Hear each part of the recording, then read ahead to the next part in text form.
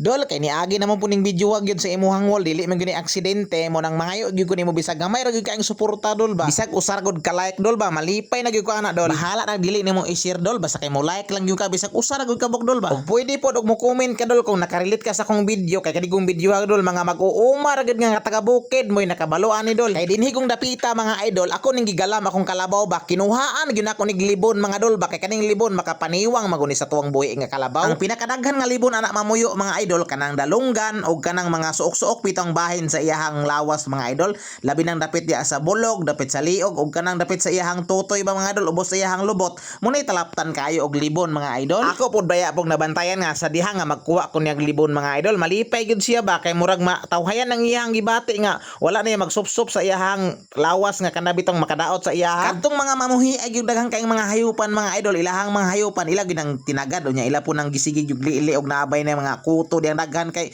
sayon ra na kay mga idol ato ra nang tambalan diag mga tambal bitaw nga papawala sa kuto ba. Automatic ato sa ding tagdon. Oy bisag ato ra ning binatnan bitaw dili man gini nato kagalingon pero ato gining gitagad kay napamahal man po nato ning hayupanan na kay dugay na mo guni sa tuwa nga kamot. Ya kani pong iyang PC anay mga idol kadi bitong dapit sa iyahang pangilong dapit sa iyaha ganing kanang gihikot sa ilong niya kinaaman na siya gibuslutan man ang iyang ilong ana ato man ang gibutangan og PC ato para siging gi-check ba kay basin niya og kaning mutago na unya makabuhi sus makakaon unya mga tanom ba sus makabayad unya ata mga idol. Dili ginoon sa bukid bisa ginaani ra ning mga trabaho mamuhi ay kag hayupan pero mabot di pud ang panahon nga makatabang ni sa imo bitaw kana bitaw na kay dinalian nga paliton unya wala kay matigom di sa bangko sa hayupan na lang kamo paldo bitaw unya ang mga tirada og mga teknik namo diri labi nag ang sagmot mga laya na magkumpay ni sige og balani nya amurang piskan og gamay nga asin para pud bitaw masumpa tong mga hila-hila bitaw nga nanapot sa balani bitaw nga mahimo po makadaot sa tuwang hayupan sa kalabaw. Unya sayon ra kay na magpili ra kag katong mga niwang-niwang bitaw nga punuan sa saging nga wala pa namunga unya imo ra nang kuan og gamay nga kanang ubak nga katong laya-laya na